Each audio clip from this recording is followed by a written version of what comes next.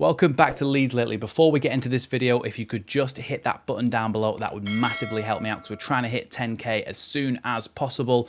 Also, the link is in the description for the Leeds Creator Cup. Get your tickets now. It is very, very soon. Also, the Leeds United away kit for the 2025-2026 season is now available. And if you use my link down in the description below, I'll get a small kickback at no extra cost to you. It's an affiliate link and we're always transparent with those. I will get a small kickback and you won't have to pay anything extra, and it's just a way that you can support the channel by buying something you are probably going to buy anyway because it's a really, really nice kit. Anyway, let's talk about the video then, because as well as that news about the kit being launched, there is also news that Sean Longstaff seems like it's going to be a done deal. Fabrizio Romano now reporting that a fee in the region of 16 million euros, probably be coming in at around 13-14 million pounds, has been agreed for the Newcastle midfielder. 27 years old with a lot of experience, over 170 games played in the Premier League. Somebody who at first I was a little bit underwhelmed by, but if you have a look at my video from the other day, I talked about how Stack and Longstaff might fit into that. I didn't really mention Longstaff specifically by name, but his role is kind of in that video as well. So we're going to talk a little bit about Longstaff today. The way that he comes into this team is, I think, another Tanaka role, essentially, because Tanaka is one of those players who's not an out-and-out holding midfielder, but more of a kind of number 8, but not traditionally so box to box. He's more of a player that will kind of get forward to a certain extent, but be that passing option and always make good decisions. And that's something that's kind of important when we look at the transfer here. So, ooh, wrong one.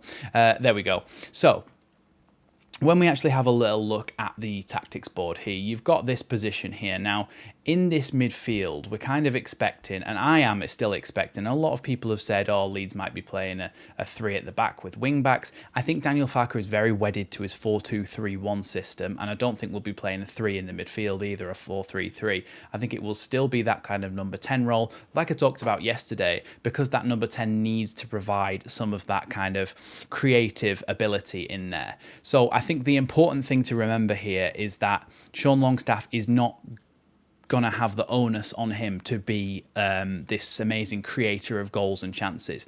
He's not necessarily a player who is going to maraud forward and get a lot of goals.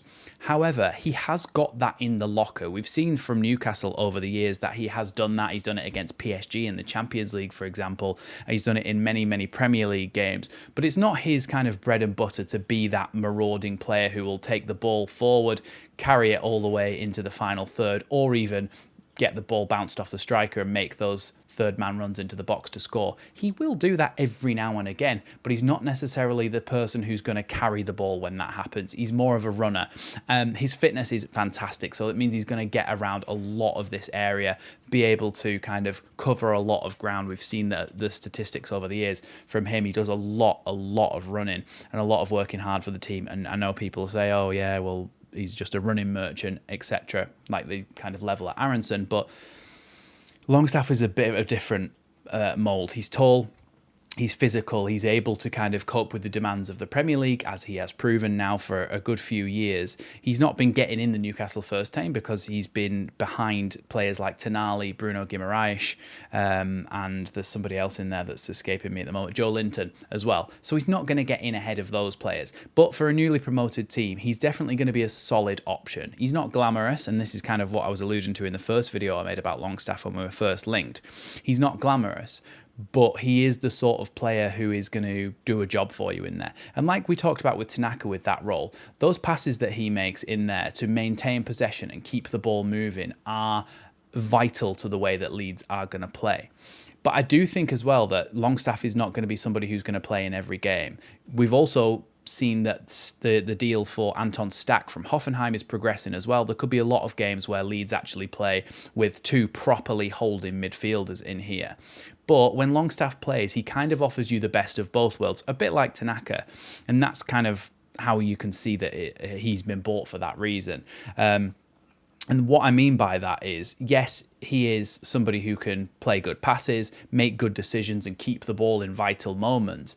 But he is also somebody who has the ability to defend as well when the situation allows it. Over the last kind of 365 days, some of his defensive statistics have been his best ones, because he has to track back a lot of the time, maybe, and especially with the video I talked about yesterday, with the fact that Leeds are going to have this kind of 4-man rest defence here, so that if the ball is turned over here by, say, Peru, and the ball comes forward, Leeds will have that 4 there in the ability to try and to stop those counterattacks by outnumbering the counterattack itself. But Sean Longstaff is certainly somebody who's comfortable dropping into these defensive positions out wide, making slide tackles into touch, getting his teammates to be able to get back and get into the formation, into shape.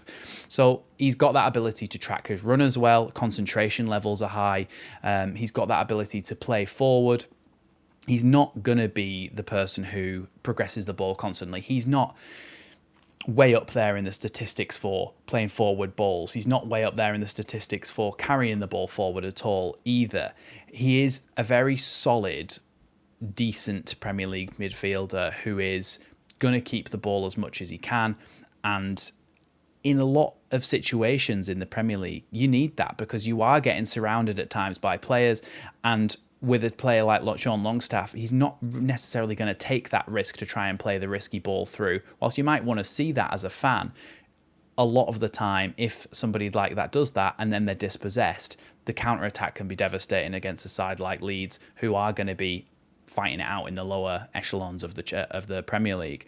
So he's the type of player who instead will see those players converging on him, and he'll make that decision to go, okay, give that ball to Jakabiyol, let's go back to the goalkeeper, give it out to Rodon, and we'll start again. And I think that's an important mould of player to have. I think Tanaka popped up with a few goals last season. I think the important thing here, when you're kind of looking at this, is to say, well, how does he compare to Tanaka? Is he the sort of player who offers similar things to what Tanaka offers? And I certainly think that is the case, really. Tanaka did score a few goals last season, and he did find himself in the box at set pieces, popping up with headers. For example, that one against Sheffield United that looped over the goalkeeper. He is going to find himself in the box at times, but for the most part, his role is going to be a solid midfielder who keeps the ball, makes good decisions, and passes the ball into good areas to stop his team essentially being counter-attacked. And when the worst does happen and the ball is turned over and they come back, like I said, he's got that defensive capability to go and press that, and the fitness to make those runs and get back as well. So he's certainly somebody who doesn't kind of... he doesn't like any... I can't even think of the phrase, to be honest, but he's not like the most exciting player in the world.